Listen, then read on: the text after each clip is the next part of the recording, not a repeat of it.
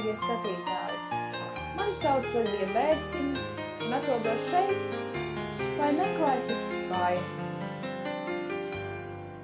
Katram cilvēkam ir tik daudz dažādu rūpju, sāpju un raižu. Tāpēc būšu šeit, savā tiešraidē Happy Days and Nights 25. novembrī,